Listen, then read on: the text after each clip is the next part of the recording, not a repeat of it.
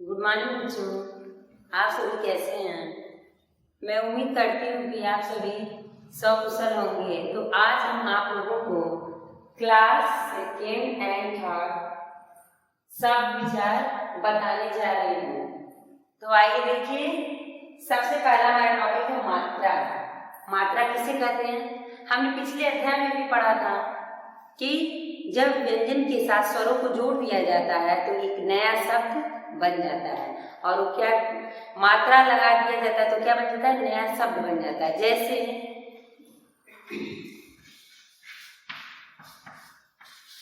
क कपे की मात्रा की, ल लका की मात्रा ला, क्या बन गया?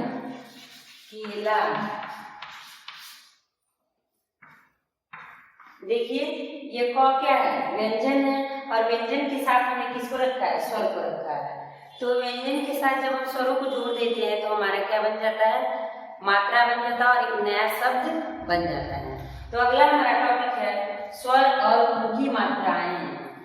आपने पिछले अध्याय में पढ़ा स्वर किसे कहते हैं। अ से लेके री तक मात्राएं होती हैं, और अ से लेकर री तक सभी के अपने अपने मात्राएं होती हैं।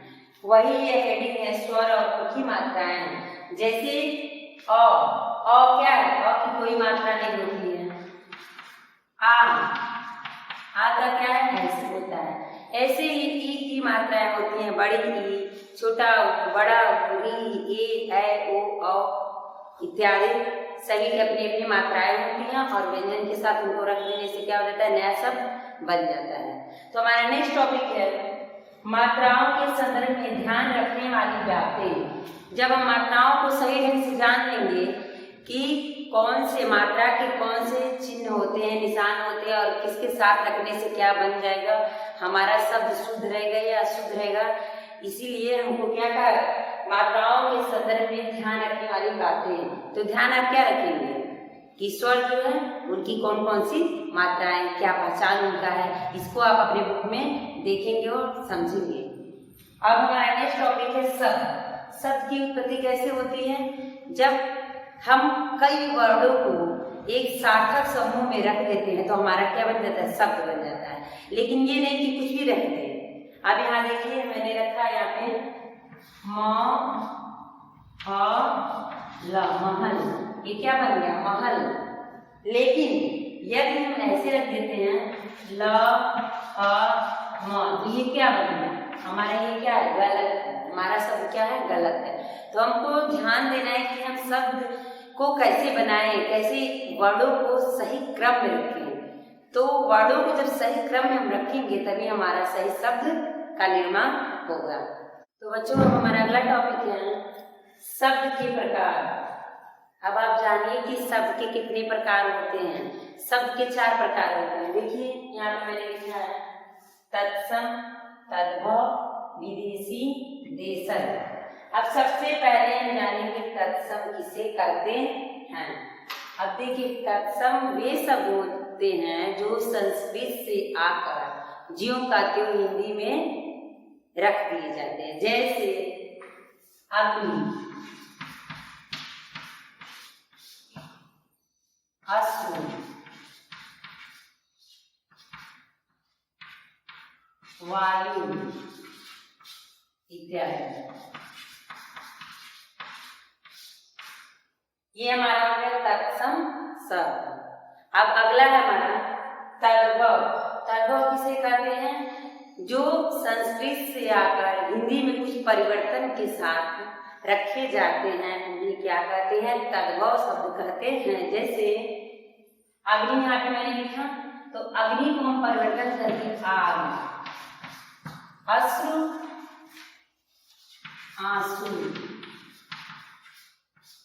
वायु हवा इत्यादि। अब हमारा नेक्स्ट टॉपिक है विदेशी। विदेशी शब्द किसे कहते हैं? जो अन्य भाषाओं से आकर हिंदी में प्रयुक्त हुए हैं, आए हैं, लिखे गए हैं, उन्हें हम विदेशी शब्द कहते हैं। जैसे स्टेशन हो गया,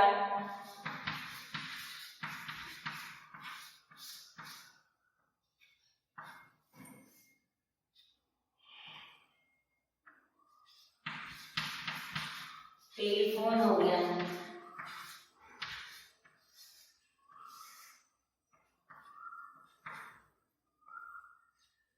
पुलिस स्टेशन हो गया,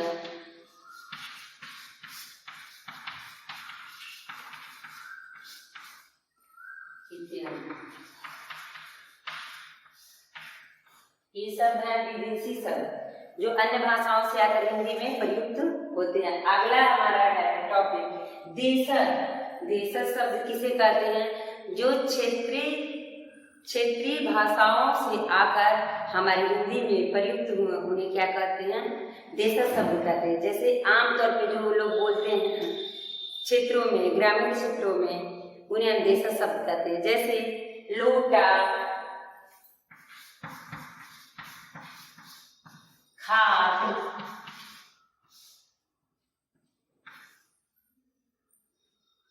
पेट इत्यादि। ये हमारा है देशज शब्द। तो बच्चों अब हमारा अगला टॉपिक है प्रयोग के आधार पर शब्दों के भेद। कितने भेद होते हैं? 2 भेद होते हैं। पहला क्या है? विकारी शब्द, दूसरा क्या है? अविकारी शब्द।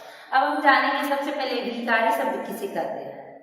विकारी शब्द वे होते हैं जो लिंग, वचन, कारक आदि के कारण परिवर्तन हो जाते हैं, वे क्या कहलाते हैं? विकारी शब्द कहलाते हैं। विकारी में से होता है परिवर्तन, बदलाव, बदल जाता है, उन्हें हम क्या कहते हैं? विकारी शब्द कहते हैं। जैसे देखिए यहाँ पे मैं कुछ उदाहरण लिख रही हूँ, ध्यान से देखिएगा।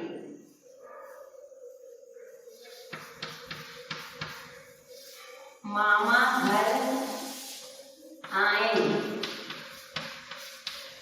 अब मामा माने क्या है? पुल्लिंग है। क्या है? पुल्लिंग। लेकिन जब हम इनको चेंज करेंगे, बदलेंगे, परिवर्तन करेंगे तो क्या बन जाएगा? मामी घर आई। अब देखिए कितना परिवर्तन हुआ। आए की जगह हमने आए लिख दिया और मामा की जगह मैंने क्या लिखा? मामी। ये परिवर्तन हो गया। परिवर्तन को ही हम क्या कहते हैं? विकारी शब्द कहते हैं। अब हमारा नेक्स्ट टॉपिक है अविकारी शब्द। अविकारी क्या? अ जब लगा दिए तो यानी कि नहीं परिवर्तन। जिन शब्दों में परिवर्तन ना हो उन्हें हम क्या कहते हैं? अविकारी शब्द कहते हैं। जैसे घोड़ा तेज दौड़ता है। देखिए यहाँ पे मैंने क्या लिखा? घोड़ा तेज दौड़ता है। अब हम अगला वाक्य बना रहे हैं, चीता तेज भागता है। अब देखिए यहाँ पर भी तेज है, यहाँ पर भी तेज है। चेंज हुआ? नहीं। यहाँ पे घोड़ा तेज दौड़ता है, दूसरा वाक्य चीता तेज दौड़ता है। तेज को मैंने तेज कर दिया। ऐसे ही अनेक वाक्य हैं जो चेंज नहीं होते हैं। जैसे कछुआ धीरे धीरे चलता है, बुढ़िया धीरे धीरे चलती है। धीरे धीरे भी, और जब बुढ़िया बनाएंगे तभी भी धीरे धीरे है। इसमें कोई चेंज नहीं है, कोई परिवर्तन नहीं हो रहा। उन्हें अविकारी शब्द कहते हैं।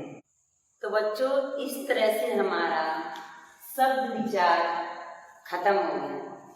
अब मैंने यहाँ पे कुछ प्रश्न दिए होमवर्क के तौर पे, इसे आप अपनी कॉपी में अवश्य करिएगा। देखिए पहला प्रश्न है मात्रा किसे कहते हैं। मैंने बताया ना मात्रा कैसे बनते हैं, उसको अपने कॉपी में राइट करिएगा। दूसरा प्रश्न है विकारी शब्द किसे कहते हैं। तीसरा प्रश्न है भेषज शब्द किसे कहते हैं। चौथा प्रश्न है शब्द कितने प्रकार के होते हैं, उनके नाम लिखिएगा। ठीक है। तो मैं ये उम्मीद करती हूँ कि यदि आपने इस वीडियो को अच्छे से देखा है तो इन प्रश्नों के उत्तर आसानी से कर लेंगे, सरलता से कर लेंगे। अब हम मिलते हैं नेक्स्ट वीडियो में नेक्स्ट चैप्टर के साथ। Have a nice day.